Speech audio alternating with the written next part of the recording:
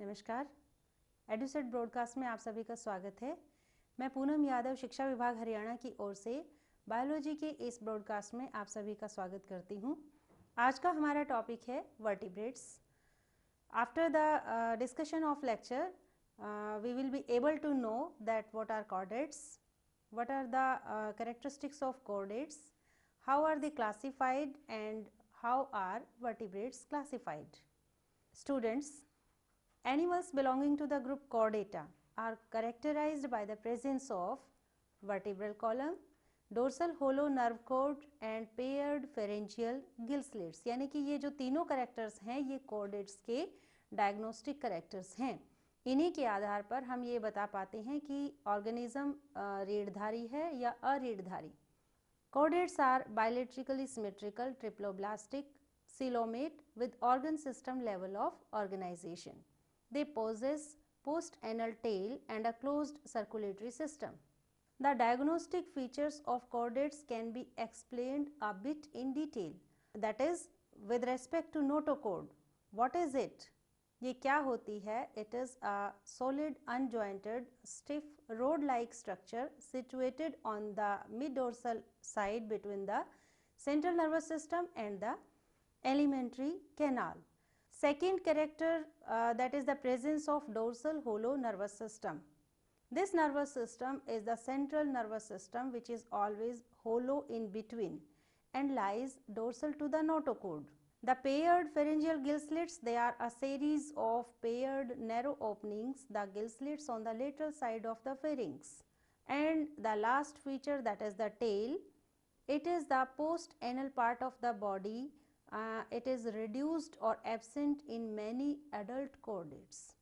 Classification of the chordates is as follows. They are divided into following 4 subphyla, that is Protochordata, Urochordata, Cephalochordata and Vertebrata. First of all is Urochordata, because protochordates are very less or negligible in number.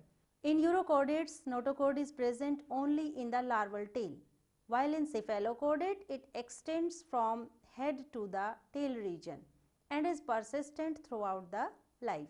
Urochordata, the examples are Ascidia, Selpa and Doliolum. In Cephalochordata, that is Cephalopoda, the examples are Brachistoma, or it is also called as Amphioxus. Now come to the phylum Vertebrata, or it is also called as Craniata, because in chordates this is the largest phylum. The vertebrates are advanced with cranium around the brain, यानी इनके मस्तिष्क के चारों तरफ हड्डी का एक ढांचा होता है जिसे क्रेनियम कहा जाता है. Notochord in vertebrates is present in the embryonic stage and it is replaced by the vertebral column in adults. Paired appendages are never more than 2 pairs. They have high degree of specialization. Many layered epidermis is present. The subphylum Vertebrata is classified as follows. They are broadly divided into 2 groups, Agnatha and Gnathostoma. Agnatha and Gnathostoma means Agnatha, that is without jaw, and Gnathostoma that bears jaws. Gnathostoma is again divided into 2 superclasses. These are Pisces and Tetrapoda. Pisces bears fins and Tetrapoda bears limbs. Pisces is divided into 2 main subclasses. They are Chondrichthyes and Osteichthyes, and Tetrapoda is divided into 4 classes. These are Amphibia, Reptilia, Aves and Mammals. Class Agnatha also has only one class which is included in this, and this class is Cyclostomata, which are the simplest vertebrates. Subphylum Vertebrata, which has 2 sections. In this the Agnatha group, that is the jawless vertebrates, they are most primitive of all the vertebrates. Vertebral column is represented by small imperfect neural arches over the notochord. single nostril is present and they are cold-blooded. Agnatha has a single class called Cyclostomata. Cyclostomata is also called as circular-mouthed fishes. They occur in seas and large rivers. They have circular and jawless mouth. Their body is eel-like, that is tapering, cylindrical, long, but tail is compressed. Skin is soft without scales. Head and brain are poorly developed and unpaired fins are present. Their paired fins and associated girdles, they are absent in the cyclostomes. And the example of this class is lamprey. In this figure you can see the lamprey having a single structure which is present in between. This is the example of cyclostomata, that is lamprey, जो कि एक single class है Agnatha group की. So this specimen is of a lamprey having circular mouth. You can see this mouth on the upper side. Then Gnathostomata group are jawed vertebrates. Their notochord is replaced by the vertebral column. Gnathostomata is divided into again two superclasses, that is Pisces and Tetrapoda. Pisces includes true fishes having an aquatic nature, bears fin on body, respire by gills, cold-blooded, well-developed nictitating membrane. Now Pisces, which was divided into three classes, that is Placodermi including earliest fossil fishes, Chondrichthyes including cartilaginous fishes, that is Scoliodon, Torpedo, etc. Ostrichthyes including bony fishes, for example Libio, Hippocampus, etc. This picture shows two types of fishes. Again in this picture you can see the different types of ornamental and bony fishes. Common food fishes of India are Libio rohita, commonly called rohu, Catella catella, also called catella, Hilsa, Anguilla, Cyprinius carpio, Mysticis singhala, Libio calabasu. These are the edible fishes of India. Now this is the specimen of a flat fish. This specimen is from Pisces group, जिसकी की दो classes होती हैं, Chondrichthyes and Ostrichthyes. So this is the flat fish. It is a bony fish, that is Ostrichthyes group.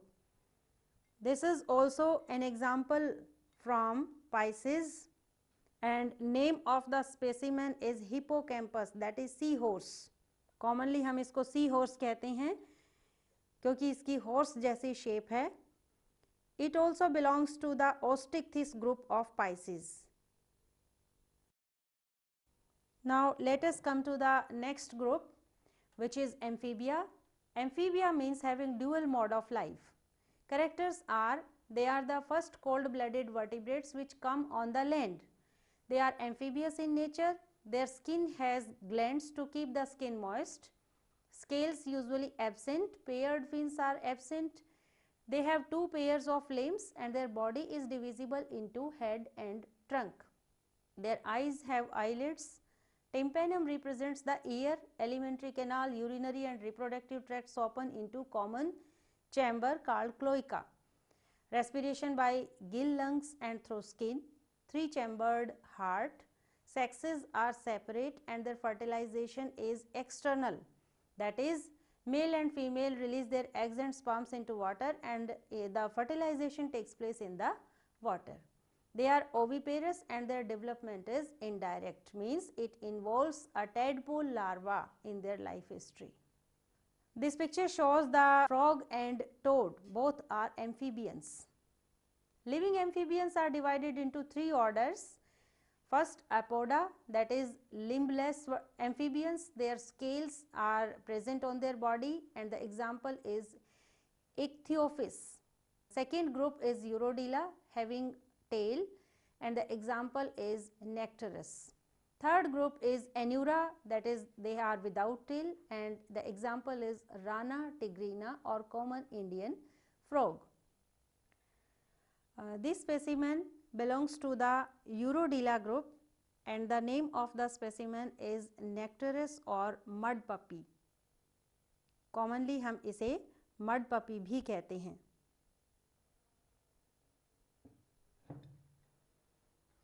Now the next class among the tetrapoda is Reptilia. The class name refers to their crawling mode of locomotion. Mostly they are terrestrial animals. Body is covered by dry cornified skins having epidermal scales. They don't have any external ear openings. Their tympanum represents the ear. Their heart is 3-chambered, but 4-chambered heart is also present in crocodiles, showing the nature of evolution. Reptiles are poikilothermous, that is cold-blooded in nature.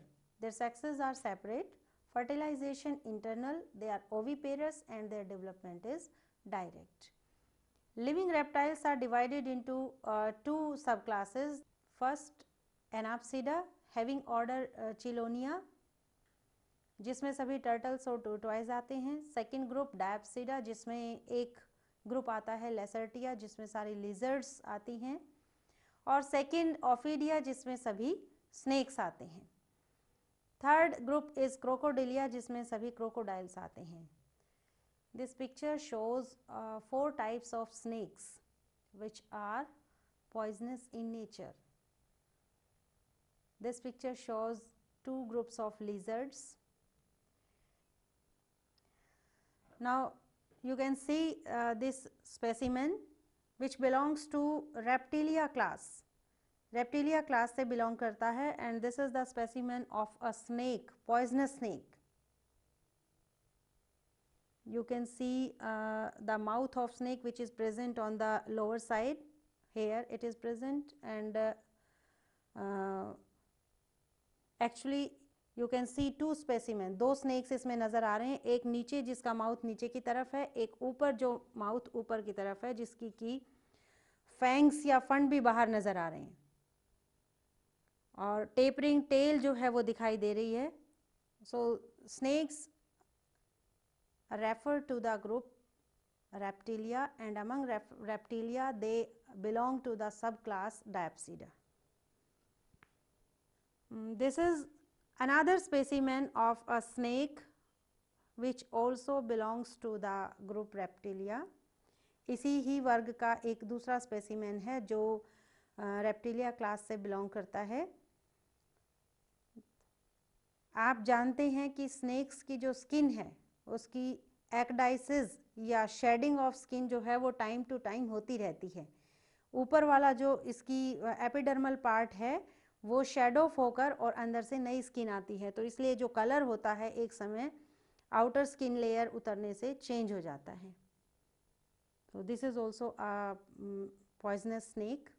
Now next group of tetrapoda are aves. The characteristic feature of avians is the presence of feathers. यानी पंखों की उपस्थिति होना इस group की विशेषता है. They possess beak यानी चोंच होती है. The forelimbs are modified into wings. और जो आगे के हाथ यानी forelimbs होती हैं वो परिवर्तित हो जाती हैं विंग्स के रूप में जो इनको फ्लाइट की हैबिट प्रदान करती हैं. Hind limbs have scales and are modified for walking, swimming and clasping the tree branches. क्योंकि पक्षी जो हैं वो सभी प्रकार के कार्य करते हैं, चलते भी हैं, उड़ते भी हैं, पानी में तैरते भी हैं, सभी कार्य करते हैं. Skin is without oil glands. Skin पर ऑयल ग्लैंड्स यानी सीबेशियस ग्लैंड्स जो हैं वो नहीं होती, accept they are present only at the base of tail. And avians are the first group of animals which are warm blooded.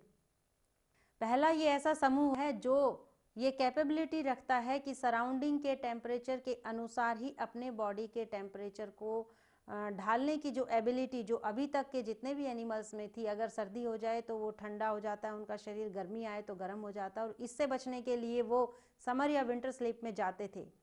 Birds पहला ऐसा group है जो कि अपने बॉडी टेम्परेचर को सामान्य रखता है in spite of changes in the surrounding temperature. They have air sacs which are connected to the lungs. They supplement in respiration. इसका मतलब क्या है कि जो फेफड़े होते हैं उन फेफड़ों के साथ साथ हवा की छोटी छोटी थैलियाँ जुड़ी हुई होती हैं जो फेफड़ों को रेस्पिरेशन की क्रिया को और अधिक सुचारू रूप से चलाने में सहायता देती हैं। These pictures are having 4 types of birds. Some are grain eaters, some are insect eaters, some are very large in size. Then the classification of birds. Class Aves is divided into 2 subclasses. 2 छोटे छोटे समूहों में बटी हुई होती है। One is Archaeonthis. इसमें जो ऑर्गेनिजम्स हैं दे आर नाउ एक्सटिंक्ट, यानी अब वो प्रेजेंट नहीं हैं। उनके जो करेक्टर्स हैं वो टूथ्ड बिग का होना, यानी जो चोंच है उसमें दांतों का पाया जाना, टेल लॉन्ग लंबी टेल होना लिजर्ड की तरह की, और ऐसे जो करेक्टर्स हैं वो उन ऑर्गेनिजम्स में हैं जो अब उपस्थित नहीं हैं। एग्जाम्पल है आर्कियोप्टेरिक्स, जिसको हम एक मिसिंग लिंक का नाम भी देते हैं। इवोल्यूशंस के जब एविडेंसेस पढ़ते हैं तो उस समय हम आर्कियोप्टेरिक्स का उदाहरण देते हैं, जो कि एक लिंक है in between the reptiles and birds. Second group is Neornithes. They are modern as well as extinct birds, यानी इसमें दोनों ही समूह आते हैं। इस समूह के जो मेंबर्स हैं उनके अंदर टीथ एब्सेंट हैं and the tail is short. Example हम किसी का भी ले सकते हैं, for example sparrow, kingfisher, sunbird etcetera. The last class of super class Tetrapoda is the Mammalia, यानी मैमेलिया जो क्लास है वो चौथी और लास्ट क्लास है टेट्रापोडा सुपर क्लास की। Organisms belonging to this group are found in variety of habitats, अलग अलग स्थानों पर पाए जाते हैं, बहुत वाइड रेंज है, जैसे polar ice caps, deserts, mountains, forests, grasslands and dark caves. Some of them have adapted to fly or to live in water. अगर हम fly का लेंगे तो जैसे हम चमगादड़ का एग्जाम्पल ले सकते हैं, लिव इन वाटर का लें तो ब्लू व्हेल का ले सकते हैं, आइस कैप पोलर बियर जो है वो आइस कैप्स में मिलते हैं, डेजर्ट्स का लें तो कैमल है, माउंटेन्स का लें तो बहुत से हिली एनिमल्स हैं जो माउंटेन्स पर पाए जाते हैं। All these are included in Mammalia class. The unique feature is the presence of mammary glands. इस ग्रुप का जो विशेष गुण है जिसके वजह से हम एनिमल्स को इस समूह में रखते हैं वो है presence of mammary glands. They have 2 pairs of limbs, और 2 पेयर लिम्स के होना, दैट इज एक पेयर फॉर लिम्स का और एक पेयर हाइंड लिम्स का। The skin is unique in possessing long hair, यानी स्किन जो है उस पर लॉन्ग हेयर्स की प्रेजेंस होना। एक्सटर्नल ईयर्स और पिना आर प्रेजेंट, जो मूवेबल पार्ट होता है जिसको मूव भी कर सकते हैं। बहुत से एनिमल्स हैं जैसे एलिफेंट है जो मूव कर सकता है, काउज हैं, बफेलोज हैं, रैबिट्स हैं, दे कैन मूव देयर पिना। तो ये जो एक्सटर्नल ईयर है, this part is present in Mammalia class. Their heart is 4-chambered. They are homeothermous. They respire by lungs. Their sexes are separate and fertilization is internal. Sexual dimorphism present होता है, यानी कि mail और female को externally differentiate किया जा सकता है। They are viviparous in nature. Viviparous means वो बच्चे पैदा करते हैं। With few exceptions and development is direct, मतलब कोई लार्वल स्टेज का इंक्लूजन नहीं होता, यानी डायरेक्ट डेवलपमेंट होती है। और मोस्ट ऑफ द मैमल्स जो हैं they give birth to the young ones, लेकिन कुछ ऐसी एक्सेप्शंस एक आध हैं जो कि मैमलिया क्लास में इंक्लूड हैं, but they lay eggs. Now come to the classification of mammals. Living mammals are divided into 2 sub classes, 2 sub classes में डिवाइड किए गए हैं। वन इज प्रोटोथीरिया, जो कि एग लेइंग मैमल्स भी कहलाते हैं, because they lay eggs containing ample amount of yolk, and the example is duck billed platypus. Duck billed platypus एक ऐसा एनिमल है, ऐसा मैमल है जो एग्स ले करता है और उनके एग में योक की मात्रा बहुत ज़्यादा होती है।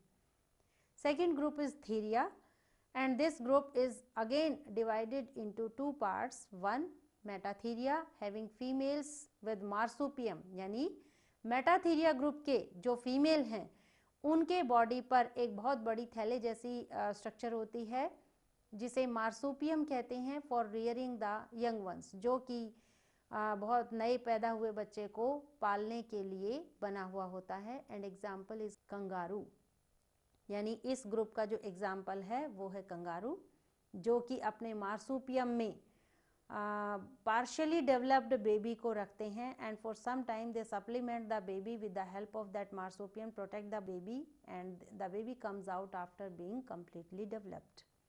Second group is Eutheria. They are provided with true placenta, hence they are also called as placental mammals. यानी ये वो समूह है जिसमें कि प्लेसेंटा प्रेजेंट होता है। प्लेसेंटा यानी एक ऐसा कनेक्शन जो माँ और बच्चे के बीच में होता है, जिसके द्वारा माँ के शरीर से बच्चे को सभी पदार्थ मिलते हैं। इसीलिए इस समूह के मैमल्स को प्लेसेंटल मैमल्स भी कहा जाता है and the example is man. अब आने वाली इन सभी पिक्चर्स में आप मैमेलिया ग्रुप के सभी सब ग्रुप सब क्लासेस को देख पाएंगे, जैसे कि इस पिक्चर में प्रोटोथीरिया यानी डक बिल्ड प्लेटिपस और स्पाइनी एंटीटर को दिखाया गया है। यहाँ मेटाथीरिया में कंगारू को दिखाया गया है, जिसका मार्सुपियम भी आप देख सकते हैं। इस पिक्चर में आप थीरिया समूह के ही एक और एनिमल जिसे हम एप्स कहते हैं उसका चित्र देख सकते हैं। जो कैरेक्टरिस्टिक फीचर हैं वर्टिब्रेटा के जो हमने मैमेलिया क्लास में लिए हैं, उसमें जहाँ मेमोरी ग्लैंड्स की प्रेजेंस का होना, जहाँ विविपेरी कंडीशन होना और बॉडी पर लॉन्ग हेयर्स की प्रेजेंस होना, ये तीनों ही कैरेक्टरिस्टिक्स एप्स में पाए जाते हैं। और एप्स को हम ये मानते हैं कि हमारे एंसेस्टर्स जो हैं they are considered as apes, gorilla, chimpanzee etcetera. Apes को हम अपने सबसे करीब मानते हैं। तो most of the characteristic features of apes are more or less resemble to the human beings. One difference is that कि हमारे में इवोल्यूशनरी चेंजेस के साथ साथ बॉडी पर जो हेयर्स की प्रेजेंस है, although hairs are present but they are reduced, rudimentary characters में आ जाते हैं।